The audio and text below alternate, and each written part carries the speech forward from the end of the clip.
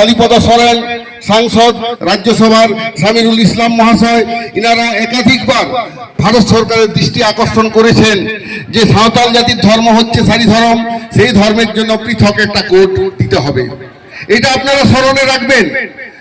CAA means citizenship amendment act 2019 যেটা ভারতবর্ষে pass করা হয়েছে, সেটা ভারতবর্ষের ধর্মীয় ইতিহাসকে অস্বীকার করেছে। বিদেশি ধর্মগুলোকে পৃথক কোড দেওয়া হয়েছে, কিন্তু এই দেশীয় ধর্মের জন্য কোনো কোড দেওয়া হয়নি। সেখানে হিন্দু, খ্রিস্টান, বৌদ্ধ, জৈন, শিখ, পার্সিয়ান এই 6টি ধর্মের জন্য পৃথক কোড দেওয়া হয়েছে। কিন্তু ভারতবর্ষের ভূমিপুত্র যারা অস্ট্রিক ভাষাগোষ্ঠীর মানুষ হচ্ছে ভারতবর্ষের প্রাচীনতম জনগোষ্ঠী, যাদের অস্তিত্ব 65,000 বছর পূর্বে বিজ্ঞানীরা আবিষ্কার করেছেন। যে সাঁওতাল, মুন্ডা, খো, খাড়িয়া যারা অস্ট্রিক ভাষাগোষ্ঠীর মানুষ, তারাই হচ্ছে ভারতবর্ষের প্রাচীনতম মানুষ। অধ্যাপক সুনীল কুমার চট্টোপাধ্যায়, নিহার রঞ্জন রায় থেকে শুরু করে অতুল সুর, বিভিন্ন আমাদের স্বনামধন্য পণ্ডিত বর্গ এই মতামত ব্যক্ত করেছেন ভারতবর্ষের প্রাচীনতম সভ্যতা, প্রাচীন ভাষার ধারক ও বাহক এই অস্ট্রিক ভাষাগোষ্ঠীর মানুষ। তো সেই মানুষের ধর্ম যেটা আস্তে আস্তে ভারতবর্ষের সভ্যতা বিকাশে ইন্ধন জুগিয়েছে, সেই মানুষদের ধর্ম, সেই মানুষদের জাতি সত্তা রক্ষার অন্যতম হাতিয়ার ধর্ম সংস্কৃতি, সেগুলোকে ভারত সরকার অস্বীকার করছে। তো সেই জন্য আজকে আমরা জনগণকে সচেতন করতে চাইছি। দেশ স্বাধীন হওয়ার 78 বছর পরেও দেশের ভাষা বলছে রাজ্য সরকার যদি মনে করে সেই ধর্মকে একটা কোড উনাদের মতো করে দিতে পারে এবং তাদের পোর্টালে সেটা আপলোড করতে পারেন। এবং আমরা কিছুদিন আগে দেখলাম পঞ্চায়েত এক্সটেনশন ডিপার্টমেন্টে দেখা গেছে আদিবাসীদের ধর্ম হিসেবে মানে আদিবাসী ধর্মকে ওখানে দেওয়া হয়েছে। জিনিসটা একটু দ্বিচারিতা হয়ে গেছে। যে ধর্মের নামে বিধানসভায় বিল পাস করা হয়েছে সাঁওতাল জাতির জন্য সারি ধর্ম এবং অন্যান্য আদিবাসীদের জন্য সারনা ধর্ম, তো সেই দুটো ধর্মের নামকে বাদ দিয়ে আদিবাসী ধর্ম দেওয়া হয়েছে। এটা একটা ভেগ টার্ম, কারণ আদিবাসী একসঙ্গে ভারতবর্ষে 720টি আদিবাসীকে বোঝায়, কোনো একটা নির্দিষ্ট আদিবাসীকে বোঝায় না। তাহলে আদিবাসী ধর্ম মানে তাহলে কোন ধর্ম? আর ওখানে আলাদাভাবে লেখার কিছু নেই। কিন্তু যেহেতু পশ্চিমবঙ্গ বিধানসভায় সাঁওতাল জাতির জন্য সারি ধর্মকে পাস করা হয়েছে, অনুমোদন দেওয়া হয়েছে, তাহলে সেই ধর্মের নামেই সাঁওতাল জাতির ধর্মকে সারি ধর্ম লেখার একটা পৃথক আপলোড যদি করা হতো আমাদের সরকারি বিভিন্ন কাগজ দেওয়ার ক্ষেত্রে, রেশন কার্ড, লক্ষ্মী ভাণ্ডার ইত্যাদি যা সার্টিফিকেট ইস্যু করা হয়, রাজ্য সরকার তার ডিপার্টমেন্টে যদি পোর্টালটাকে আপডেট করেন, সাঁওতাল জাতির জন্ম সারি ধর্ম লেখেন, তাহলে জিনিসটা অনেক সুন্দর হয়। কেননা এতে অসুবিধার কোনো কারণ নেই। আমরা রেজিস্ট্রার জেনারেলকেও সেটা জিজ্ঞেস করেছি এবং উনারা যেটা বলছেন যে আমাদের উনারা দেখালেন যে প্রত্যেকটা ধর্ম যে যে জাতির মানুষ সেই ধর্মকে লোক গণনার সময় ওনারা তুলে ধরছেন, সেটাকে আমরা রেখে দিই। এবং আপনাদের তথ্যের জন্য আমি জানাচ্ছি যে ভারতবর্ষে আদিবাসীদের ধর্মকে কোনোদিন হিন্দু, মুসলিম, খ্রিস্টানের সাথে মিশিয়ে দেওয়া হয়নি। ভারতবর্ষে জনগণনা শুরু হয়েছে 1871 সালে। সেই তখন থেকেই আদিবাসীদের ধর্মকে কখনো বলা হয়েছে ট্রাইবেল রিলিজিয়ন, কখনো বলা হয়েছে এনিমিস, কখনো বলা হয়েছে ফরেস্ট ট্রাইব, এইভাবে বলা হয়েছে। এবং স্পষ্টভাবে আমরা দেখলাম 1961 সালের জনগণনায় সাঁওতাল জাতির ধর্মকে সারি ধর্ম হিসেবে উল্লেখ করা হয়েছে এবং তারপর থেকে প্রত্যেকটা সেন্সাসে সাঁওতাল জাতির ধর্মকে সারি ধর্ম হিসেবে উল্লেখ করা হয়েছে। 1961, 1971, 1981, 1991, 2001, 2011 পর্যন্ত সাঁওতাল জাতির ধর্ম সারি ধর্ম উল্লেখ আছে। এমনকি আরেকটা তথ্য জানলে আপনারা অবাক হবেন, 1991 সালে এই বাঁকুড়া জেলার মাত্র 5টা থানার অধীনে 1,63,000 লোক তাদের ধর্মকে সারি ধর্ম বলেছেন। তখন ভারত সরকারের লোক গণনার নিয়ম অনুযায়ী যদি কোনো অপরিচিত ধর্মের মানুষ 1 লাখ বা তার বেশি তার ধর্মের নাম লেখেন, তাহলে সেটাকে গবেষকরা নিয়ে নেবে under the head lesser non religion. সে লেসার নন রিলিজিয়ন হিসেবে সারি ধর্ম সিলেক্ট হয়েছিল 1991 সালে। বাঁকুড়া ডিএমকে সেই চিঠিটা দেওয়া হয়েছিল, কিন্তু ওনারা সেটা নিয়ে কোনো গবেষণা করেননি। সেই তথ্য আমরা পেয়েছি। এমনকি আমরা এই তথ্যও পেয়েছি সারি ধর্ম যে স্পেশাল ম্যারেজ অ্যাক্ট 1954 অনুযায়ী ভারত সরকার স্বীকৃত একটা ধর্ম, সেই তথ্য আমরা পেয়েছি। এবং সেই অনুযায়ী আমরা দেখছি যে সরকারি নথিতেও সারি ধর্মের পৃথক মর্যাদা আছে। কিন্তু 2019-এ যে সিটিজেনশিপ অ্যামেন্ডমেন্ট অ্যাক্ট পাস করা হয় সংসদে, সেখানে সাঁওতাল জাতি বা কোনো আদিবাসীদের ধর্মের নাম উল্লেখ করা হয়নি। ওখানে পরিষ্কার বলা হয়েছে যে 6টি ধর্মের নাম বলা হয়েছে, সেই 6টি ধর্মের মধ্যে কোনো ধর্মীয় মানুষ যদি কোনো প্রতিবেশী রাষ্ট্রে কোনোভাবে অত্যাচারিত হয়, তারা ভারতবর্ষে নাগরিকত্বের আবেদন করতে পারে। তো আমরা সেই জন্য দাবি করেছি সাঁওতাল জাতির ধর্ম সারি ধর্মকেও সিএএতে অন্তর্ভুক্ত করা হোক। কেননা ভারতবর্ষের বাইরে নেপাল, বাংলাদেশ, ভুটানে প্রচুর সাঁওতাল আদিবাসী মানুষ আছেন যাদের ধর্ম সারি ধর্ম। এবং এটা আমরা কি করে প্রমাণ পাই? সাঁওতাল জাতির ধর্মীয় যে অনুশাসন আছে, একটা শিশু ভূমিষ্ঠ হলেই প্রথমে করা হয় ছুঁচ ফেরা, তারপরে করা হয় ছেটিয়ের। ছেটিয়েরটা মানে হচ্ছে আপনার রিনেমিং, শিশুদেরকে তাদের মানে পূর্বপুরুষ অর্থাৎ দাদু বা দিদিমার নাম দেওয়া হয়। এই রেওয়াজটার নামটাই হচ্ছে ছেটিয়ের। এই কাজগুলো করা হয়। তারপরে বিবাহ, তারপরে পারলৌকিক ক্রিয়া যেসব আছে সমস্তই কিন্তু কোনোটাই ব্রাহ্মণ দ্বারা পরিচালিত নয়। সম্পূর্ণ একটা জাতি, এটা সাঁওতাল জাতি স্বয়ং সম্পূর্ণ জাতি। জন্ম থেকে মৃত্যু পর্যন্ত সমস্ত লাইফ সাইকেলে নিজস্ব ঢঙে চলে। সাঁওতাল সোশ্যাল সিস্টেম যে মাঝি নাইকে গৌড়ের দ্বারা যে সমাজটা পরিচালিত হচ্ছে, it is the oldest administration system of the world. সেটা সোশিওলজিতে আপনারা পাবেন, অ্যানথ্রোপোলজিতে পাবেন। কিন্তু এই সব শিক্ষা, এই সব তথ্য ভারত সরকার আপাতত ধামাচাপা দিয়ে রেখেছেন। আমরা রাজ্য সরকারকেও বলবো আরও একটু অ্যাক্টিভ হতে, একটু সক্রিয় হতে। কেননা আদিবাসীদের সমস্যাটা আদিবাসী বলে সেটাকে অবজ্ঞা করাটা ঠিক নয়।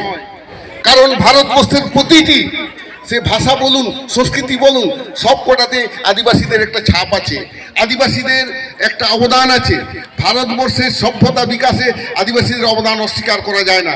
যে শাঁখা সিঁদুরকে বলা হয় সব থেকে পবিত্র হিন্দু রমণীদের একটা উপকরণ, যেটার জন্য আমাদের এই সেদিন হয়ে গেল যুদ্ধের নাম অপারেশন সিঁদুর। কিন্তু আপনারা কি জানেন সেই সিঁদুরটা একমাত্র সাঁওতাল জাতিরাই প্রথম ব্যবহার করেছে এই পৃথিবীর বুকে? সেটা অনেকে জানে না। আপনারা অধ্যাপক কতুল সুরের বই পড়ে দেখবেন, উনি বলেছেন শাঁখা সিঁদুর হিন্দু রমণী যেটা ব্যবহার করছে সেটা হিন্দু ধর্মে কোথাও তার উল্লেখ আমরা পাই না, কিন্তু আমরা পাই অস্ট্রিক ভাষা গোষ্ঠীর মানুষ, বিশেষত সাঁওতাল সম্প্রদায়ের মধ্যে। তাহলে এমন একটা ঐতিহাসিক তথ্য, সেটাকে দেশের মানুষ জানবে না কেন? তাদের জানানো দরকার, আমাদের অস্তিত্বকেও রাখতে হবে। কাজে ইতিহাসকে বাঁচিয়ে রাখার মাধ্যমে সভ্যতা বেঁচে থাকে, সভ্যতা বেঁচে থাকার মাধ্যমে দেশের জাতীয় সংহতিটা সুদৃঢ় হয়। তবে পশ্চিমবঙ্গ বিধানসভায় বারবার ইতিহাস তৈরি হয়েছে। সেই 1 আগস্ট 2000 সালে সাঁওতালি ভাষাকে 8 শিডিউল করার জন্য বিধানসভায় যে বিল পাস হয়েছিল, তার জোরেই সাঁওতালি ভাষা 8 শিডিউল হয়েছিল 22 ডিসেম্বর 2003 সাল। আমাদের আশেকার পক্ষ থেকে আমাদের অন্যান্য যারা বন্ধুরা সব ছিল, আমরা তৎকালীন প্রধানমন্ত্রীর সাথে আলোচনায় বসেছিলাম এবং 22 ডিসেম্বর 2003 সালে সাঁওতালি ভাষাকে 8 শিডিউল করিয়েছিলাম। একইভাবে আমরা বর্তমান সরকারের সময়েও 2012 সালে সাঁওতাল জাতির ভাষা সাঁওতালিকে one of the official language হিসেবে স্বীকৃতি দিয়েছেন পশ্চিমবঙ্গ সরকার। এবং সাঁওতালিতে লেখাপড়া যে 2008 সালে যেটা শুরু হয়েছে সেটা এখনো কন্টিনিউ হচ্ছে। এখন আমরা চাইছি যে 17 ফেব্রুয়ারি 2023-এ যে বিলটা পাস করা হলো সেটাকে আবার পাঠানো হোক। এবং আমরা চাই রাজ্য সরকারের প্রতিনিধি, আমাদের আদিবাসী যারা আমরা সাঁওতালরা আছি, সাঁওতাল সম্প্রদায়ের মানুষ যারা ধর্মীয় কোডের জন্য লড়াই করছি, আমাদের সাথে সরকার বসুক। আমরা তো কোনো কিছু দাবি করছি না, আমরা এখানে চাকরিও দাবি করছি না, আমরা জাতিসত্তা রক্ষার জন্য আমাদের ধর্মীয় অধিকারকে প্রতিষ্ঠা করতে চাইছি। আমাদের অধিকার আমাদেরকে দিতে হবে এবং এই অধিকারটা সাংবিধানিক অধিকার। কারণ আপনারা জানেন সংবিধানের প্রিএম্বলে পরিষ্কার লেখা আছে liberty of thought, expression, faith, believe and worship. This is the constitutionally recognized right. এবং আর্টিকেল 25, 26, 27, 28-এও পরিষ্কার বলা আছে যে প্রত্যেক আদিবাসী মানুষ ভারতবর্ষের নিজের নিজের ধর্মকে পালন করার অধিকার তারা পায়। একইভাবে আর্টিকেল 29 সাব ক্লজ 1-এ বলা আছে প্রত্যেকটা ভারতবাসী নিজস্ব ভাষায় নিজস্ব লিপিতে পড়াশোনা করতে পারবেন। তো এইগুলো প্রত্যেকটা সাংবিধানিক অধিকার, কিন্তু দেশ স্বাধীন হওয়ার 78 বছর পরেও আদিবাসীরা পুরোপুরি পায়নি। সেই জন্য আজকে এই ছোট কথার মধ্যে এইটুকুই আমি বলবো, বর্তমান রাজ্য সরকার তার পোর্টালটা ঠিক করুন, আদিবাসী ধর্মটা না লিখে ওখানে সাঁওতাল জাতির জন্য সারি ধর্ম, অন্যান্য আদিবাসীদের জন্য সারনা ধর্ম লিখে পোর্টালকে আপডেট করুক, তাহলে সেটা একটা দাবি পূরণ হলো এবং সেটাকে আমরা কেন্দ্র সরকারের কাছে তুলে ধরতে পারবো। একইভাবে আমরা যে জিনিসটা এখানে চাইছি, কেন্দ্র সরকারের কাছে যাতে একটা প্রতিনিধি রাজ্য সরকার পাঠান, সেখানে আমরাও সেখানে সহযোগিতা করব। আমরা যারা সারি ধর্ম আন্দোলনের সাথে জড়িত আছি এবং 20 ফেব্রুয়ারি দিল্লিতে যে আমরা বিশাল সমাবেশের আয়োজন করেছি সর্বভারতীয়, সেখানে যদি আমাদের এখানকার সাংসদরাও আমাদের সাহায্য করেন আমরা অত্যন্ত খুশি হব। কেননা ইতিমধ্যে রাজ্যসভার সাংসদ সামিরুল ইসলাম সাহেব উনি একাধিকবার রাজ্যসভায় বিষয়টা তুলেছেন যে সাঁওতাল জাতির সারি ধর্মকে পৃথক কোড যেন দেওয়া হোক। আমাদের ঝাড়গ্রামের মেম্বার অফ পার্লামেন্ট কালীপদ সরেনও সেটা বলেছেন। এবার রাজ্য সরকার অফিসিয়ালি সরকারিভাবে একটা প্রতিনিধিকে যদি কেন্দ্রীয় স্বরাষ্ট্রমন্ত্রী কিংবা প্রধানমন্ত্রীর সাথে আলোচনার বন্দোবস্ত করেন, তাহলে আমরা বলবো হ্যাঁ সরকার সিরিয়াসলি বিষয়টা দেখছে। কিন্তু তা না করে শুধুমাত্র আদিবাসীদের একটু ফেস সেভিং করে সামান্য একটা ললিপপ ধরিয়ে দিয়ে দু একটা প্রতিশ্রুতি দিলাম, সেটা ঠিক হবে না।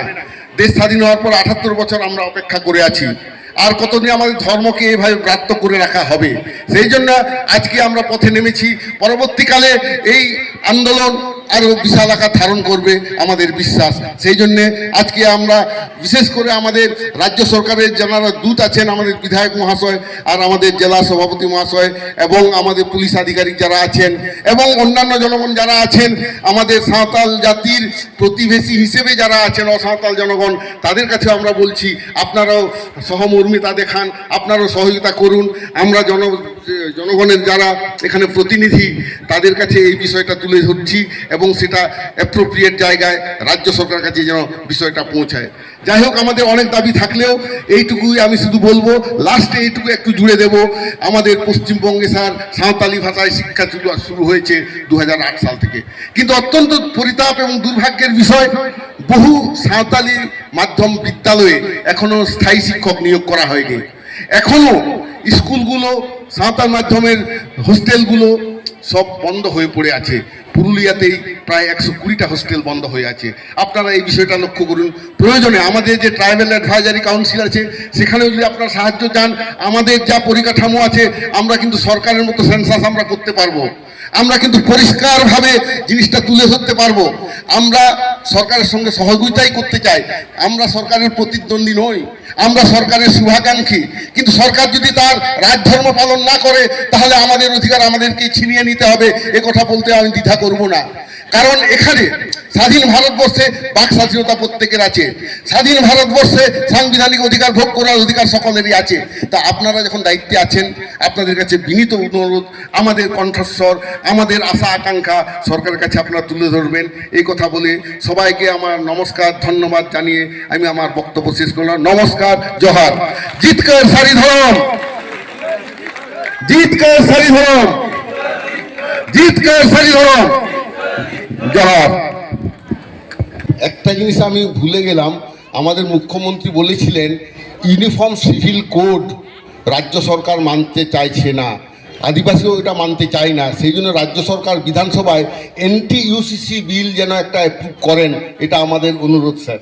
সেই সঙ্গে আরেকটা জিনিস, বিরসা মুন্ডাকে যেভাবে ভারত সরকার তুলে ধরেছে, সিধু কানুকেও সেইভাবে যেন তুলে ধরা হয়, রাজ্য সরকারের পক্ষ থেকে যেন সেই আবেদন রাখা হয়।